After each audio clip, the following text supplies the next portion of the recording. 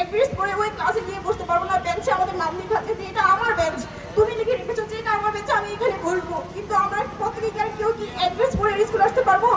আসতে পারবো না, হয়তো আসতে পারবো, কিন্তু শর্মির ম্যামের বাংলা বিভাগের যে ক্লাসটা আছে ম্যাম ক্লাস করাবেন, কিন্তু আমাদের জায়গায় অন্যজন থাকবে, কিন্তু আমি নামক মানুষটা থাকবো না। আমি আমার সকল শিক্ষকদের দেখবো, এই স্কুল থেকে যাওয়ার পরে আমি আমার শিক্ষকদের দেখবো, কিন্তু তোমাদের মধ্যে অনেকের সাথে আমার আর কখনই দেখা হবে না। এটা আমার অনেক খারাপ লাগতেছে জানো। হয়তো তোমাদের অনেকের সাথে মোবাইলে আমার কথা হবে, কিন্তু মোবাইলের মধ্যে কথা হলেও এটা একটা দ্রুত থেকে যায়, তোমাদের কারোর সাথে কখনই আর দেখা হবে না। যদি কখনো তোমাদের মনে কারো আমার কষ্ট দিই তাহলে আমাকে মাফ করে দিও। আর শিক্ষকদের ক্ষেত্রে আমি একটা কথা বলবো, শিক্ষকরা আমার জীবনে অনেক ভূমিকা রাখছে, কেননা তারা আমাকে ভালো মানুষের পথ দেখেছে। হয়তো আমি ভালো, আমার জীবনে আমি বলি আমার জীবনে স্বপ্ন ছিল না, এক স্বপ্ন নাই বলতেই থাকতো। আমি কেমন ছিলাম সেটা জানি না, কিন্তু আমার একজন শিক্ষক অনুপ্রেরণামূলক কথা বলেছিলেন। আমার প্রত্যেকটা শিক্ষক আমাকে দিক নির্দেশনা দিয়েছেন, যার কারণে আমি এখন স্বপ্ন দেখি যে ভালো মানুষ হবো। তার কারণে আমি আমার শিক্ষকদের অনেক ধন্যবাদ জানাই।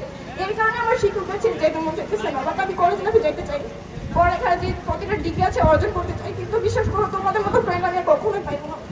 প্রত্যেকটা মানুষের জীবনে দুঃখ কষ্ট থাকে, সেই ক্ষেত্রে আমার ফ্রেন্ডরা আমাকে অনেক সান্ত্বনা দিয়েছে। বিশেষ করে আমি যখন 10ম শ্রেণীতে পড়ি তখন আমি আমার ফ্রেন্ডদেরকে নতুন করে বুঝেছি, তারা আমাকে অনেক ভালোবাসা দিয়েছে। তাদের মধ্যে আমি যা কিছু পাইছি আমার মনে হয় না যে আমি কলেজ লাইফে যাওয়ার পর ওই ফ্রেন্ডদের কাছ থেকে ওইটা পাইবো, কেননা ওইখানে ভিন্ন ভিন্ন স্কুল থেকে মানুষ আসবে, ভিন্ন সবাই মানুষ, আমি জানবো না সে কেমন। কারণ আমি আমার শিক্ষকদের থেকে শিখেছি যে তুমি জীবনে চলাফেরা করবা ওই মানুষের সাথে যে তোমাকে ভালো দিক দেখাই দিবে। তো সুতরাং ওইখানে অনেক মানুষ আসবে, সবার সাথে আমি চলাফেরা করতে পারবো না, কিন্তু তোমাদেরকে আমি চিনে নিয়েছিলাম, তোমাদের সাথে আমার একটা সম্পর্ক গড়ে উঠছে। কিন্তু তারপরও তোমাদেরকে ছেড়ে কেন যেন আমার চাইতে একেবারেই মন চাইতেছে না। হ্যাঁ যাবো, আমি কলেজ লাইফে যাবো, আমি আগ্রহী কলেজ লাইফে যাবো। অনেক ক্ষেত্রেই এটা হবে, কেননা আমরা এই স্কুলে 5টা বছর কাটিয়েছি। যেহেতু এই স্কুল 5টা বছর কাটিয়েছি, এই স্কুলের প্রত্যেকটা আঁচ না আছে আমাদের স্মৃতি জড়িত আছে, এবং আমরা যখন একা থাকবো এই স্কুলের মানে বিভিন্ন যে কাজকর্ম আমরা করেছি ওইগুলো যখন আমাদের মনে পড়বে তখন অবশ্যই আমাদের কষ্ট লাগবে, এটাই স্বাভাবিক। তারপরেও একটা কথা বলতে চাই, তোমরা যেখানে থাকো, আমার সবারকে উদ্দেশ্যে বলছি, তোমরা যেখানে থাকো ভালো থেকো। আজ শিক্ষা জীবনের একটি অধ্যায় সমাপ্ত করে পরের আরেকটি অধ্যায় পা রাখবো, এই উদ্দেশ্যে আমরা সকলেই রওনা দেব। জানি না এরপরে এসএসসি পরীক্ষার পর আমরা অনেকেই কলেজ লাইফে হতে যাইবো, অনেকে যাবো না। কারণ ছেলেদের ক্ষেত্রে হবে ভিন্ন কোনটা যে ছেলেরা অনেকে কাজে লেগে যাবে, আর মেয়েদের ক্ষেত্রে ভিন্ন কোনটা যে অনেকের ক্ষেত্রে বিয়ে হয়ে যাবে। তো স্কুল জীবনের পরে অনেকেরই পড়ালেখা তেমন হয় না। তো আমি মনে করি যে একটা ছেলে মেয়ের জীবনে স্কুল জীবন সবচেয়ে বেশি গুরুত্বপূর্ণ। আমি প্রথমেই কথা বলতে চাই আমার নিজের ক্ষেত্রে নিয়ে।